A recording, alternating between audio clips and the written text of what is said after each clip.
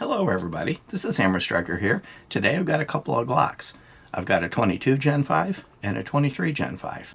Please don't forget to check out our website. Go to our affiliates page. You'll find discount codes for things like Mantis Axe and Core belts, linked to that cool little bore light that we use for lighting up the barrels.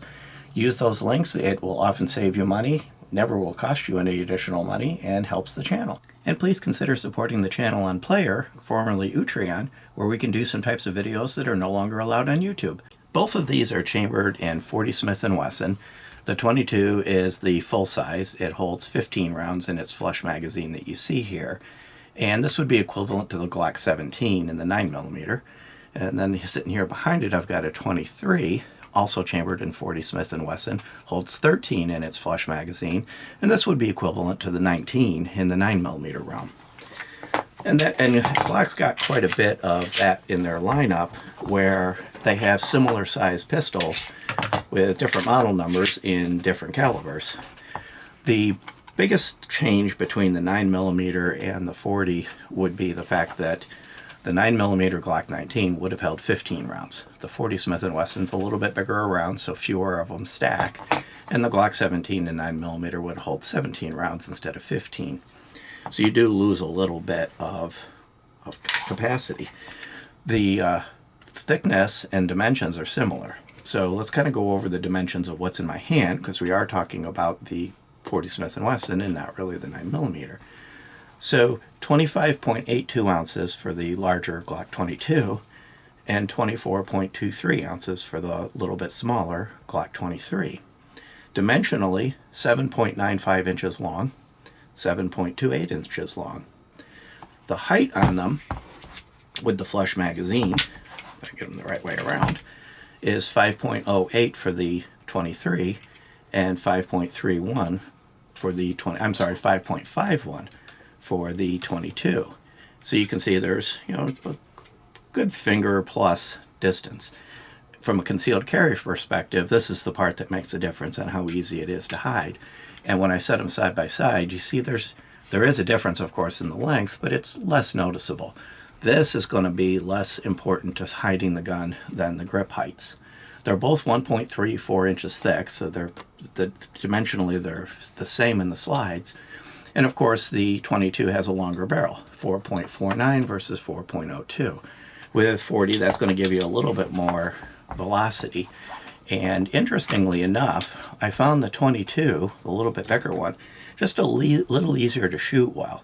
40 has a bit of a twisty recoil, a little bit more difficult to control than 9mm, not drastically, but just a little bit. And that little bit extra length, a little bit more grip, and a little bit more weight out in front of it kind of kept it a little more controlled, which is the opposite in my experience with the 17 and 19. I found the 19 easier to control and shoot well. Was the difference massive? Not really. One I was able to shoot just a little bit faster. The other one I was able to pull tighter groups more easily.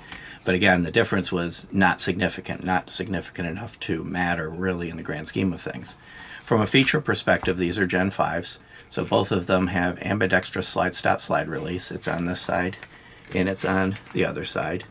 And both of them work. There's not a case where the one on the one side works better than the other. These both work equally well. And as long as you use Gen 4 or newer magazines, you can release the magazine catch so that you can actually set this up fully for a right or left-hander. They come, of course, optimized for a right hand. From a sights perspective, it's the typical U dot. So it's a U at the back, dot at the front. Both are replaceable. It's drift adjust or drift replacement at the rear. And the front sight is not adjustable, but there's a screw underneath that you can remove to replace it. You will see sometimes right from the factory, right from the FFL with night sights, but they don't list them on their website, but you'll see them occasionally. And there is an MOS version of both of these available. There would be a plate right up in here, and you can put an optic on them. The two that are in my hand are not optics ready. When I got these, that wasn't an option, but the MOS has come out since then, and both of these are available in an optics ready version. And the aftermarket is rife with sights. So if you don't like these sights, there's all kinds of choices. My favorite ones, if I do replace them, are like the TFX TFOs, where they're tritium fiber optic. And those seem to work really well. You get good visibility at day or night. From a reliability standpoint, Glocks tend to be reliable. These have been no exception. They both just worked. They'll eat whatever you feed them. Of course, being 40 Smith & Wesson, there's a couple different bullet weights available and sometimes the shape of the bullet itself. And I've not had a problem with either one of these working with whatever. Typical of all Glocks, they'll work with larger magazines. This is a 22 round magazine. It's a Glock magazine. So this will work in either one of these. It just hangs down. And you might find +1 extender base plates for some of these magazines. You may even find it packaged with some of them to give you an extra round or two capacity. I haven't seen these listed with the state compliant magazines, the 10-round magazines. They would work with them if you found them, but on their current website, usually they'll list in the optional capacity, they'll list the state compliant in the middle. So it'll be like 13, 15, 10. And I don't see that listed, which means you may not be able to buy these in states that require 10-round magazines. But if you require one or have one, the 10-round magazines, if you can find them, will work in them. So that's not a problem at all. The Gen 5 is the one that is currently publicly available. The Gen 4s and older are now set to Leo only. And what that means is not that you're restricted and have to be a law enforcement officer to buy one of the Gen 4s, but they're only going to package them in blue label. You've probably seen the labels on Glocks. Their white label is a 10-round or smaller magazine. The red labels are 11 or higher magazine. Those are the two commercially available to the public. There's a few other colors, but those are the common ones. And then there's the blue label, which is sold to GSSF members, law enforcement, first responders, and stuff like that. So if you want a Gen 4, you may find a few of the red labels floating around, but they've stopped packaging them that way. So when you see it on their website, it says it Leo only. If you can find a red label, you're perfectly legally allowed to buy it if you were legally allowed to buy it anyway. The Gen 5s, of course, are fully publicly available if they're legal in your state. By the way, if you like our videos, don't forget to throw us a thumbs up. If you're interested in one of these two, want more information, the full review will be linked in the description so that you can find it. Beyond that, these are very popular with law enforcement. The 40 Smith & Wesson is a common caliber. In fact, you'll see a lot of Leo trade-ins on various websites.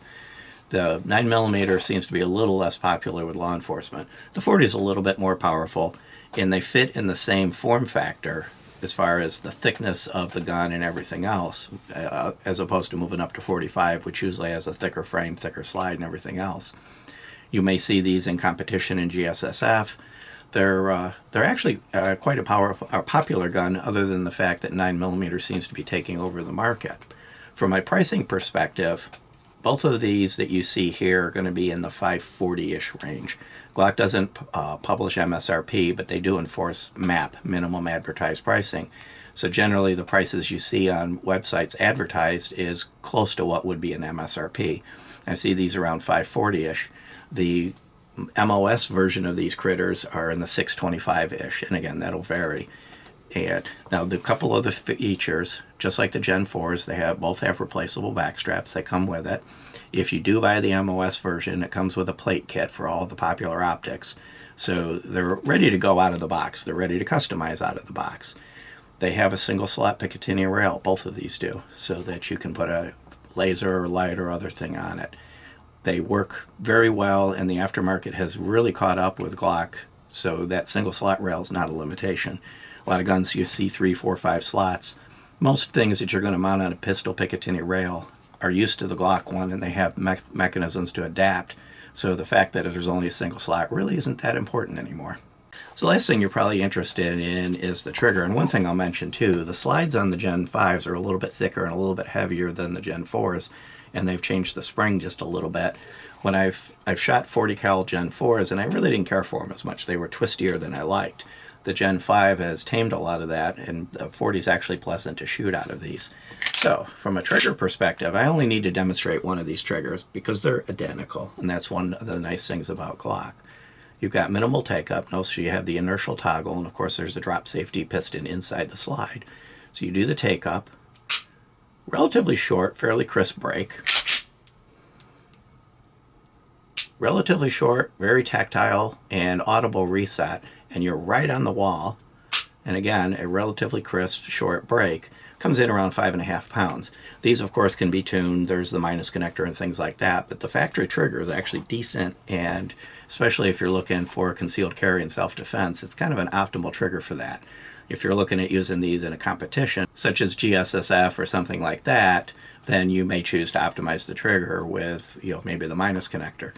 Other than that, if you're looking for 40 Smith & Wesson, you're looking for a little more power than 9, and you like Glocks, either one of these would be a good choice. For concealed carry, this one's probably going to be the optimal critter because it's a little easier to hide and you don't lose that much capacity.